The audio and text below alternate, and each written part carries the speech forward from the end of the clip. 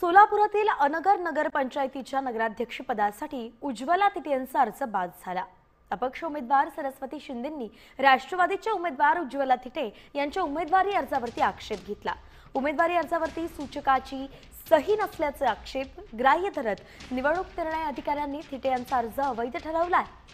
नगराध्यक्षपदासाठी राष्ट्रवादी अजित पवार गटाच्या उमेदवार उज्ज्वला तिटे यांनी उमेदवारी अर्ज भरला होता। अर्ज बाद होताच माजी आमदार राजन पाटील यांच्या समर्थकांकडून अनगर नगरपंचायत कार्यालयासमोर जल्लोषही करण्यात आला।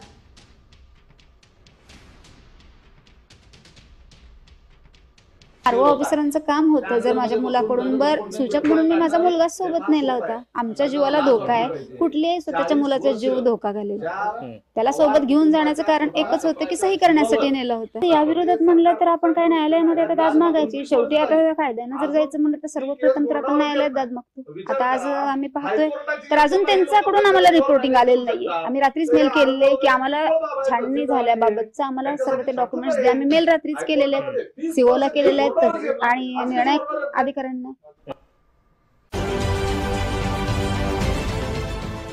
देश विदेशातील प्रत्येक घडामोडींचे लाईव्ह अपडेट मिळवण्यासाठी आता साम टीव्हीच्या सर्व सोशल मीडिया प्लॅटफॉर्मला लाईक, फॉलो आणि सबस्क्राईब करा।